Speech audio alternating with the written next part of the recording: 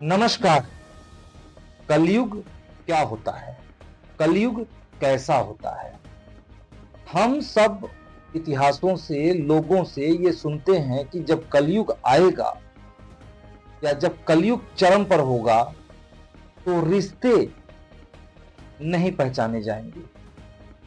बिल्कुल क्लोज्ड रिश्ते जो होते हैं उन रिश्तों का भी कत्ल होगा। तो क्या घोर कलयुग आ गया है? आज हम जिस खबर को लेकर के आपके पास आए हैं, आज सबको बताएंगे। उसको सुन के, उसको समझ के लगेगा कि हाँ, शायद घोर कलयुग आ गया। रिश्ते तो बहुत से होते हैं, रिश्तों का कत्ल होते भी हम लोगों ने सुना है, हो सकता है हम लोगों ने देखा भी हो। लेकिन जब बिल्कुल क्लोज रिश्ते यदि उसका कत्ल होने लगे तो क्या होगा? विश्वास किस पे किया जाए? आज ये सबसे बड़ा प्रश्न है कि आखिर विश्वास करें तो करें किस पे? यदि हम बड़े क्लोज रिश्ते की बात करें तो माँ बाप का होता है। यदि और क्लोज की बात करें तो पति पत्नी का होता है, बच्चों का होता है। लेकिन सुनने में अक्सर आता है कि बच्चे पिता का कत्ल कर देते हैं, बच्चे माता का कत्ल कर देते हैं, पिता माँ का कत्ल कर देता है, पति पत्नी का कत्ल कर देता है। क्या हो रहा है ये? और क्या कहें इसको, कलयुग या कुछ और? आज की जो खबर आप सबके बीच लेकर आया हूं, यह रूह कपा देने वाली घटना है। सबसे बड़ा पवित्र बंधन किसको मानते हैं? यदि आपसे ही पूछूं कि क्या होता है सबसे बड़ा पवित्र बंधन, तो आप कहेंगे सबसे बड़ा पवित्र बंधन पति और पत्नी का होता है। वो इसलिए पवित्र बंधन माना जाता है कि एक दूसरे को कोई नहीं जानता है।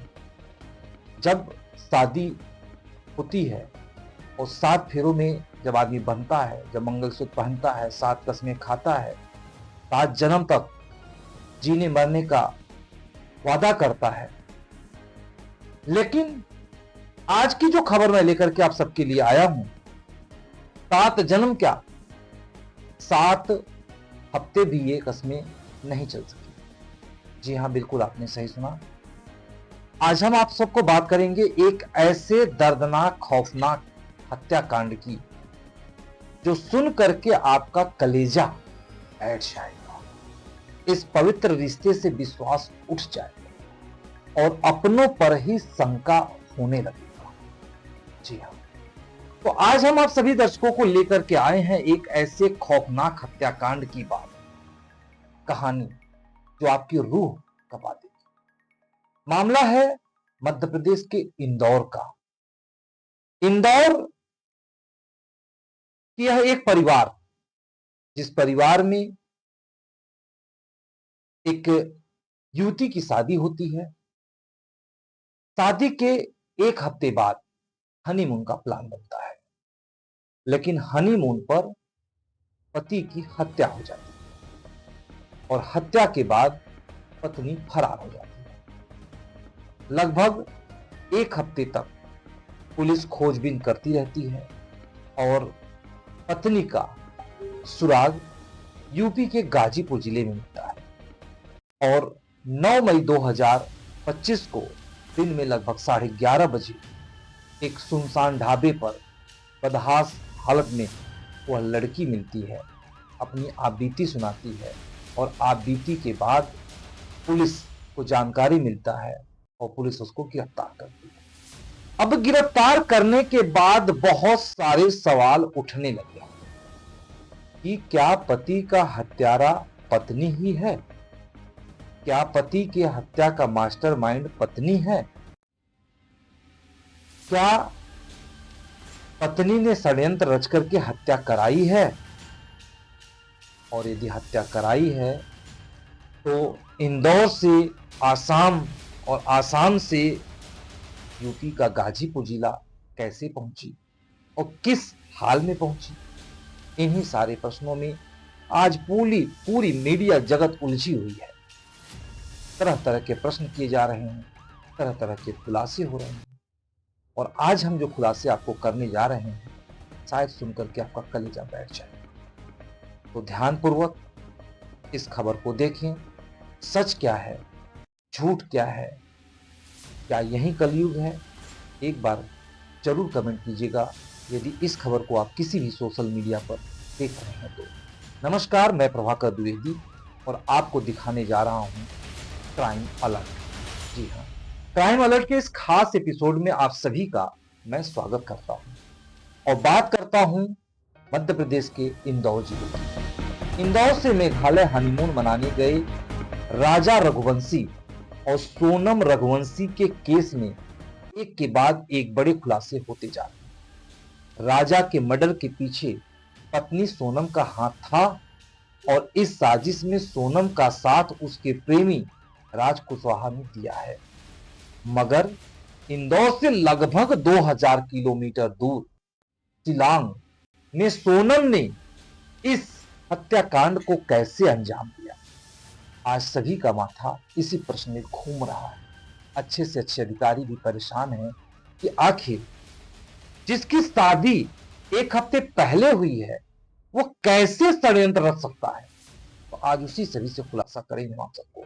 तो आप सभी को बता दें, सबसे पहले एक ऐप के जरिए आज बहुत सारी शादी की साइटें आ चुकी हैं जहां पे लोग अपने फोटोग्राफ्स अपडेट करते हैं, लड़का लड़की एक दूसरे को देखते हैं, माता पिता भी देखते हैं, उसके माध्यम से शादी तय होती है और शादी के बाद रिश्ते लंबे भी चलते हैं और रिश्ते टूट भी जाते हैं। लेकिन आज जो ये रिश्ता टूटा है या जो ये रिश्ता छूटा है, तो बड़े ही अफसोस और बड़े ही दर्द की कहानी है। तो बता दें आपको कि एक ऐप के जरिए मिले हैं ये दोनों परिवार, यानी लड़का और लड़की का परिवार। सोनम और राजा के परिवार की मुलाकात रघुवंशी ऐप के जरिए हुई थी। 11 फरवरी को सोनम और राजा का रोका हुआ था। इसके बाद ही सोनम ने राजा को मारने का प्लान बना लिया था।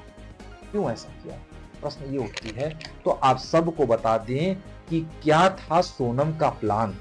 आइए इस प्लान को जानते हैं। पहले सोनम ने प्रेमी राज कुशवाहा के साथ मिलकर साजिश रची।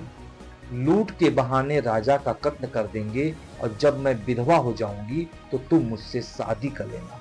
पिताजी भी शादी से मना नहीं करेंगे। अब आपको बता देते हैं कि ये जो बातें हुई हैं, इन बातों में साफ क्लियर हो जाता है कि एक षड्यंत्र की बुआ है। आज अक्सर लड़के लड़की प्रेम करते हैं और उन प्रेम में होता क्या है, यदि परिवार के लोग रोड़े अटकाते हैं, विरोध करते हैं, तो ऐसे रिश्ते बहुत दिन सफल नहीं हो पाते। इसी लिहाज से आज माता पिता बिल्कुल रोड़े अड़काना बिल्कुल, जहां तक मैं मानता हूं, छोड़ चुके हैं। यदि लड़की बालिग है तो जो मर्जी हो वो कर, लेकिन यदि रोड़े अटकाए तो नतीजा कुछ और होगा, जो नतीजा यहां। सोनम कहती है कि हमारे पिताजी इस शादी के खिलाफ थे जिस कारण यह हत्या हुई है। आगे आप सभी को बता दें कि 16 मई को बना फाइनल प्लान। 11 मई को सोनम और राजा की शादी के बंधन में बंध गए। शादी के 6 दिन के बाद यानी 16 मई को सोनम ने प्रेमी राज कुशवाहा के साथ मिलकर राजा को मारने की साजिश का फाइनल प्लान किया। इस दौरान सोनम ने राजा को हनीमून के लिए शिलांग चलने को राजी किया। हनीमून पे हत्या, जरा सोचिए कितनी ही दर्द विरादक ये बात आ रही है कि हनीमून पर हत्या। अब आगे हम आप सभी को यह दर्दनाक कहानी बताएं, उससे पहले हम आप सभी को पति राजा रघुवंशी के साथ सोनम की एक शादी की फोटो आपको दिखाते हैं। इस फोटो को आप लोग देखिए और देखिए कितना प्यारा, कितनी सुंदर, कितनी अच्छी जोड़ी दिख रही है। लेकिन क्या पता था कि इस कातिल लड़की के मन में क्या चल रहा है, कैसी योजनाएं चल रही हैं, कैसी प्लानिंग चल रही है। चेहरे पे मुस्कान है, लेकिन ये मुस्कान कातिलाना मुस्कान है और इन मुस्कान से शायद अब के युवकों को बच के रहना चाहिए। क्योंकि लोग कहते हैं कि युवकों के मन में जो बातें होती हैं वो तो बाहर आ जाती हैं, लेकिन महिलाओं के मन में जो बातें होती हैं शायद वो नहीं आ पाती। आखिर कैसे, आज अक्सर खबरों में आप देख रहे हैं, कई सालों से इस तरह की खबरें निकल के आ रही हैं। कहीं हत्या करके पति को ड्रम में डाल दिया जाता है, तो कहीं टुकड़े टुकड़े करके जंगलों में छोड़ दिया जाता है। किस तरह की बातें किया जाए। तो आज जो हत्या हुई है वो आपके दिल को दहला देगा। आपको इस फोटो के बाद अब आपको लेके चलते हैं, आगे आपको बताते हैं कि ऑनलाइन ऑर्डर किया गया था डाब डाब में कुल्हाड़ी काटने के लिए, जो कुल्हाड़ी है उसको ऑर्डर किया गया था, ऑनलाइन किया गया था। तो राजा को मारने के लिए 3 सुपारी किलर्स पहले से ही असम के गुवाहाटी में मौजूद थे। उन्होंने गुवाहाटी में ही ऑनलाइन डाक यानी छोटी कुल्हाड़ी ऑर्डर की थी। इसी हथियार से राजा का कत्ल किया गया था। जब सोनम और राजा शिलांग पहुंचे तो सोनम ने उन्हें लोकेशन भी भेजा और आरोपी को दोनों से महज 1 किलोमीटर की दूर होटल में ढालने की बात कही। और आगे आपको बता दें कि सोनम ने 20 लाख रुपए देने का वादा भी किया था। इस हत्याकांड के लिए आरोपियों ने पुलिस को बताया कि 23 मई को फोटोशूट के बहाने सोनम पति राजा को कोरसा इलाके में मौजूद पहाड़ी पर ले गई।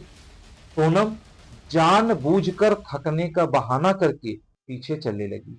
वहीं तीनों आरोपी राजा के साथ चल रहे थे। ऐसे में जब आरोपी पहाड़ी चढ़ते हुए थक गए तो उन्होंने राजा को मारने से इनकार कर दिया। इस पर सोनम ने राजा की पर्स से 15,000 रुपए निकालकर आरोपियों को दे दिए और कहा, मारना तो पड़ेगा, जरा सोचिएगा। अभी 1 हफ्ते पहले जो शादी हुई थी उस पति को कह रही है मारना तो पड़ेगा।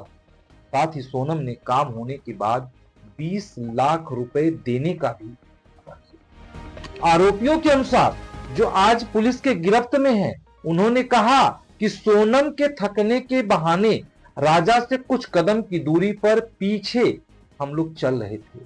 थोड़ी देर बाद जब उसने सुनसान जगह देखी तो चिल्ला कर कहा, मार दो अभी से, इसका काम खत्म कर दो, जल्दी मारो इसको। पुलिस को कैसे मिला सुराग और इस पर तो बाद में बात करेंगे, लेकिन जब सोनम ने इस तरह से चिल्लाकर कहा तो तीनों हत्यारे राजकुमार पर टूट पड़ते हैं और कुल्हाड़ी से वार करके हत्या कर देते हैं और पहाड़ी से नीचे फेंक देते हैं। अब आपको बता दें कि पुलिस को कैसे मिला सुराग, क्योंकि कहा जाता है कि कानून का हाथ लंबा होता है और हर मुजरिम कोई न कोई सुराग छोड़ जाता है। तो एक सुराग छूट गई जिस कारण से आज पूरे मामले से पर्दा उठ गया। शनिवार को मेघालय पुलिस को एक सीसीटीवी फुटेज मिली जिसमें सोनम राजा से थोड़ी दूरी पर खड़े होकर किसी से फोन पर चैटिंग कर रही थी। पुलिस ने जब सोनम की कॉल रिकॉर्ड खंगाली तो आरोपियों को सुराग मिला। सभी आरोपियों की लोकेशन इंदौर में मिली, जिसके फौरन बाद पुलिस एक्शन मोड में आ गई।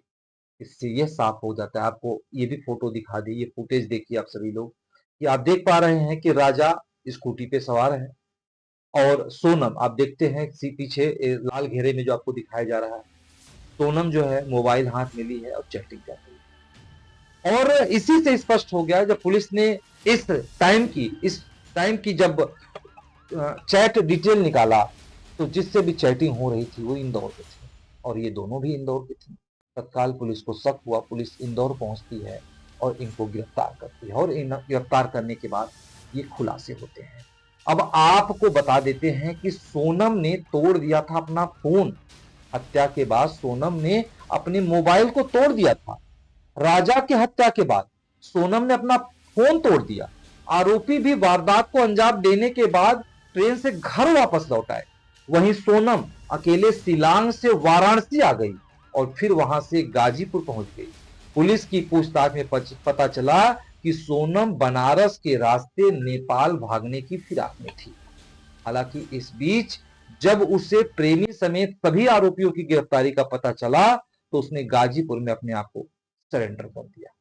अब आपको आगे बता देते हैं कि ये दर्दनाक कहानी किस तरह से मोड़ ली है। बिल्कुल फिल्मी स्टाइल में हत्या होती है। अब इन हत्या के पीछे क्या फिल्मों का दोष है, क्या सीरियलों का दोष है, किसका दोष है, समाज का दोष है, किस चीज की दोष है, किसकी बात की जाए? आखिर इतने दर्दनाक हत्याओं का आइडिया आता कैसे है? और जिन नारियों को अबला कहा जाता था आज ये नारियां सबला हो गई हैं, तो सबला होने के बाद क्या पतियों की ही हत्या करना शुरू कर दी हैं? अभी कुछ दिन पहले आपने गाजियाबाद देखा था नीले ड्रम का हत्याकांड, और आज पहाड़ियों पर हत्याकांड, और कहा गया मारना तो पड़ेगा। तो इस खबर से हो जाएं सावधान, क्योंकि घोर कलयुग आ चुका है। कब किसकी हो जाए हत्या कोई नहीं जानता है। रहें अलर्ट, और हम मिलेंगे इस तरह के क्राइम अलर्ट में फिर से। हमें दीजिए इजाजत और आप बने रहें